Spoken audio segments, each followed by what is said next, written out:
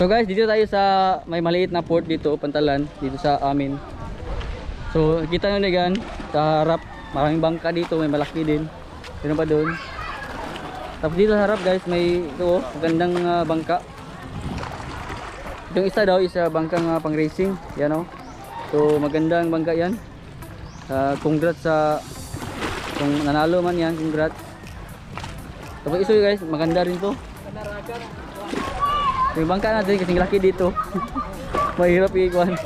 Patakbo kasi kailangan dalawang tao. Yung maliit lang yan, yung maliit kaya din isa lang ako.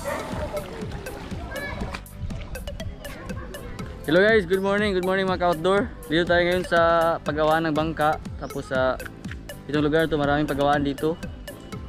Tapos naisipan natin na bumili tayo ng bagong bangka, yung maliit lang kasi yung malaking bangka natin mahirap ilabas, kailangan na dalawang tao. So naisip natin na bumili kayo ng maliit lang, yung mga 17 feet. So ngayon kukunin natin ngayon yung ating bangka. Hindi to bago pero bagong gawa lang to. So tayo ang pangalawang owner nito. So puntahan natin guys, yan oh. May isa dito, tapos isa, tapos doon yung bangka natin. So tara guys.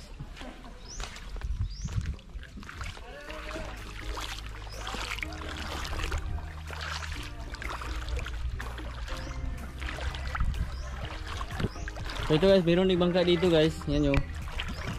So ganda oh. So yung gumawa nito, tsaka gumawa doon, parehas lang. Saka ito rin, yung gumawa nito, saka ito parehas lang din. So tingnan nyo guys, ang kintab parehas lang. Ito mas makintab to, maganda to, pang racing daw to, sabi ng kan. Ganda oh. So sa mga nagustuhan ng bangka na to, oh. Saka yung isa pa, mayroon ba doon? So ito guys, ito yung bangka natin guys. So marami pang bangka dito. Kasi maraming fisherman dito guys. So yan. So ito yung gakit. So pag nabili na natin to, pwedeng sa atin paggawa tayo ng ganito para pag may mga bagyo or hindi natin gamitin, pwede natin ipatong dyan para safe yung ating bangka, hindi mababad sa tubig. Yan. So guys, ito na guys, ito na yung napilian natin na bangka bilhin. So tingnan nyo guys. So ito yung pangatlong bangka natin guys. It lang dyan, 16 feet daw to or 17 feet. Ginagamit daw to sa racing, sabi ng may-ari, pero sa atin gagamitin natin sa fishing. Fishing yung ating plano nito, fishing. So ito yung loob guys. Yan.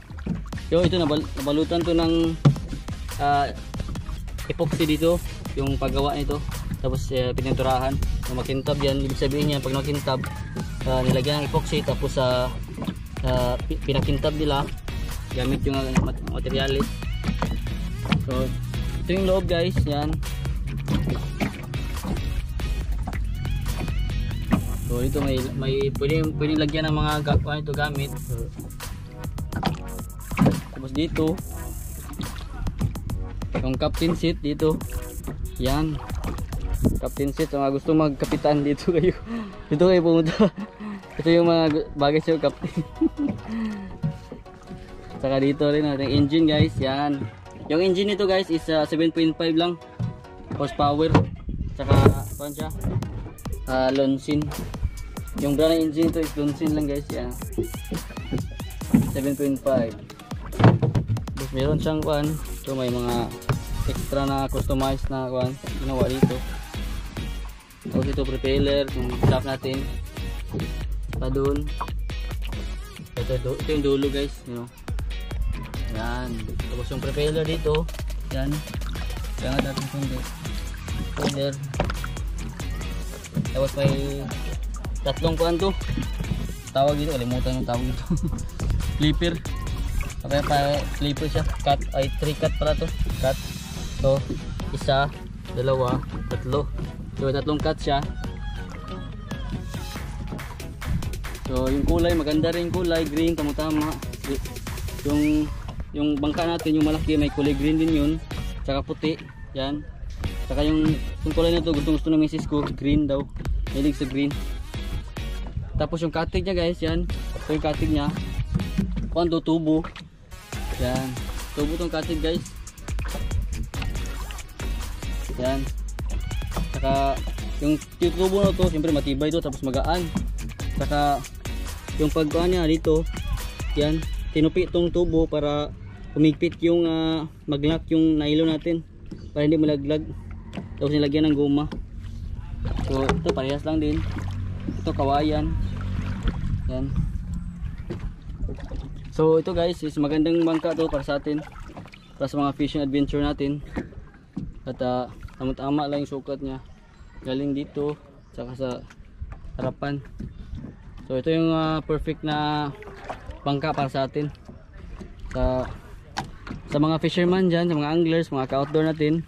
So guys, ito na yung inantay natin guys. Mag fishing tayo na mag-isa. Sa mga idol ko na fisherman, si Richard Molina, yan, mga idol natin yan. Mga sikat na anglers yan. Tayo baguhan pa lang. So, pero okay lang. Hahabol tayo. Sana makahabol tayo sa kanila. So dito guys, engine. Pwede pa yung kung magkarga tayong tao, pwede pa tao dito tsaka captain, tapos may isa pa dyan, tapos dito pa. So ito, so mga apat or maximum nito 5, pero ang plano natin is dalawa lang mag fishing or ako lang mag isa. So ito yung natin guys, timon yan, saka yung propeller natin ito. So ayos na bangka guys. Ito yung napagpilian natin. Second hand to guys. Sa unang sabi ng unang may-ari is pinagawa na ito para sa pang racing niya. Saka siyempre mangisda din siya. Saka binenta niya kasi may kuan daw, may kailangan siyang gawin. Saka tama-tama nakita natin to. So pinuntahan natin at yun nga, maganda pala. So ito na lang yung bilhin natin. Ito yung pangatlong bangka natin guys. Yung una is yung 31 feet na pambot, may 16 horsepower na engine Honda. Tsaka yung pangalawa yung baruto natin para sa pamukot ng aking mga pinsan. So yung baruto na yun ginagamit na nila ngayon. Marami ng isda na nakuha, mga kitong, mga rabbit fish, mga danggit, marami na. Tsaka ito, pangatlo, pambot, 16 feet para sa fishing natin guys. So abangan nyo guys yung unang laot natin dito. Pag fishing tayo, sana maswertihan tayo dito. Yung malaking bangka kasi hindi ako maka-fishing araw-araw kasi sobrang laki. Saka mahirap ilabas sa amin kasi pag low tide hindi ka makalabas. So kaya mahirap. So kaya ito maganda to kasi magaan lang. Saka maliit lang. Pwede mag-isa maglabas ito. So yun ang may-ari guys. Yan. So God bless sa bangkang to. Hindi pa to naka-register pero i-register natin to. Saka abangan yung unang laot natin guys. Baka next week or baka next week. Tapos ito i-deliver natin sa amin. Kasama ng may-ari, siyempre. Saka kasama ng pinsan ko. Yan. So antayin natin din guys. Dadaan sila dito. Galing dito tapos doon, ikot siya doon pupunta sa amin. So sa Maribohog Bay. So abangan natin guys ha. I-trial muna tayo guys para makita natin. Mag-trial tayo, punta tayo doon. Diyan tingnan natin kung tingnan natin yung actual na takbo niya. Saka ito maganda to. Kailang kanina daw aktor ito kay yato ko ni pala. So yan guys, i-trial. Ikaw ra isa nung? Ha? Ikaw ra isa? Ikaw tanaw. Oh, ano yung tanaw ko ani?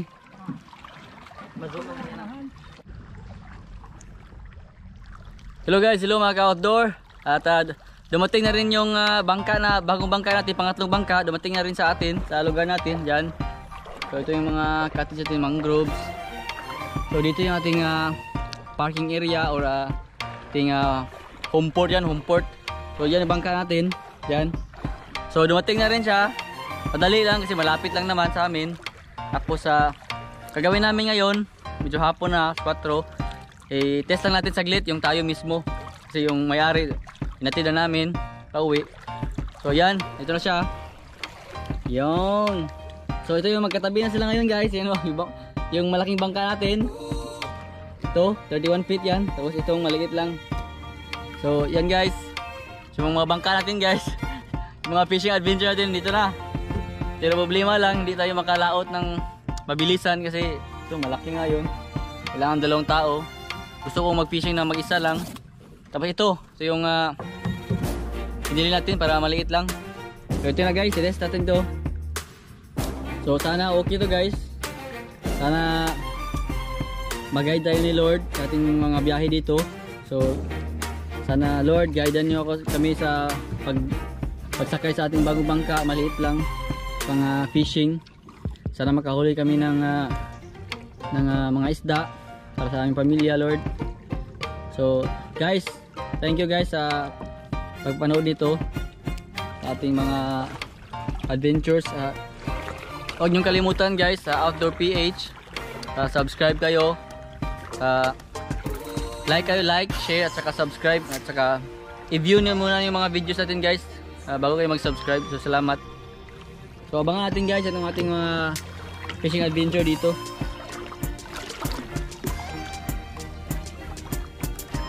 Yan. So maganda yung kulay guys, tingnan nyo. Kulay yung berhadad. Maganda yung kulay nito guys. Tama-tama lang yung kulay, yan o. Kulay pula, puti, saka kulay green. Medyo kuan siya, may blue green, may pagka blue green siya. Sa ibilin ng kuan, nilas.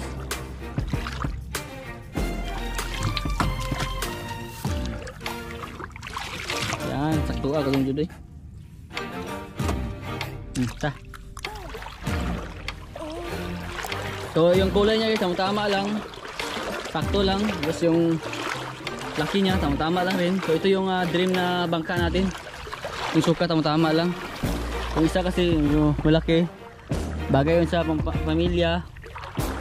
Saka pag may gusto mag fishing doon, yung mag-grupo, pwede rin natin parintahan yun. So dito na kami guys sa laot. Papunta na kami sa laot ngayon. Palabas na kami. Dito yung mahirap guys kapag malaking bangka gamit natin yon. Tapos pagdating dito pag low tide, medyo mahirapan kami. Kaya naisipan natin na bumili ng maliit para madali tayong makalabas.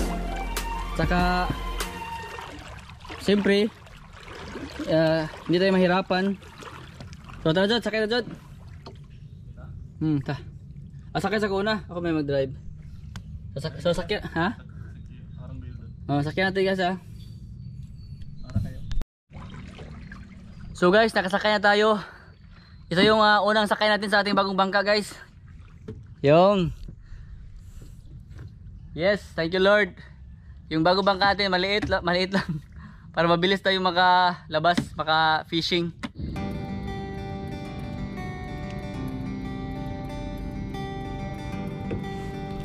Hello guys, hello mga ka-outdoor. Nagsi-trial kami. Tapos yun nga, ang tagal kasi siyempre first time natin to na makasubok sa bangkang to, bagong bili natin. At nanibago pa tayo. Tapos yung engine hindi natin kabisado. Kaya sa kaka-crank namin, yun, ito nangyari guys. Naputol yung crank rope guys, naputol. Ano? Naputol dito. Diyan sa yan. So, yan ang butas niya yan. Pag ganun siya, ganyan. Yan. Paghatak ko ganun, naputol. So, hindi natuloy yung trial natin ngayon. So, ang gawin natin ngayon, hapon na. You know, sunset. Sunset na guys. So uwi muna tayo guys. So bukas na lang or next week ayusin natin to para makasi-trial tayo. So nahirapan tayo ngayon. Gusto ko sana palitan tong makina, tong Honda. So tingnan natin guys kung anong mangyayari. So for now thumbs down tayo ngayon. Hindi tayo nakapagsi-trial. So uwi na lang tayo guys. Uwi lang kami ngayon kasi hapon na. So yan o, pasok na kami sa yan, entrance namin, lagusan namin dito. So isang araw guys, nagplano kami lagyan ng reflector dito. Yan yung punong yan o ito. Yan, lagyan ng reflector, yung kawayan pataas. Tapos sa taas may reflector. Tingnan natin kung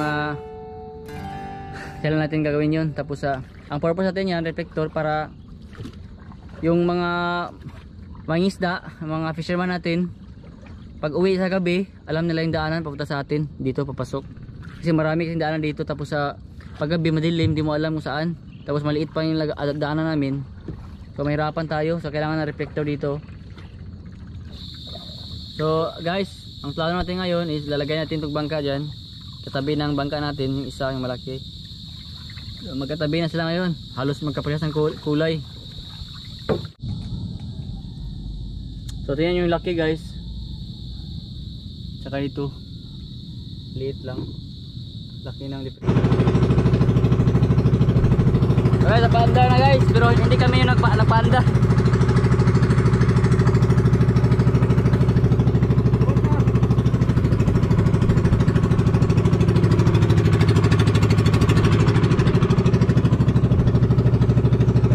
So yung bangka natin guys. Oh, dito ta.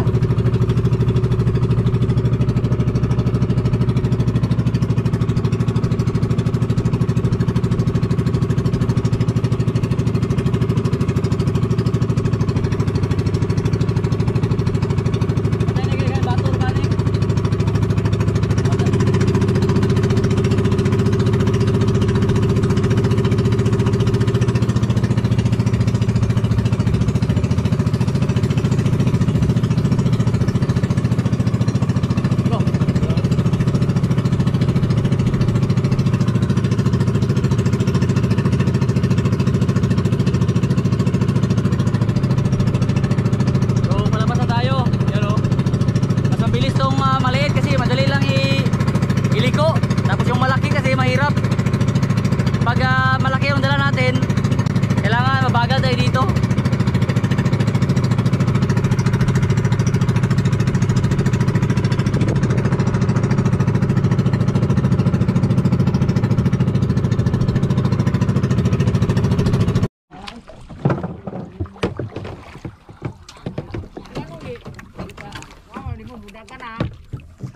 Takay na to. Takay na to.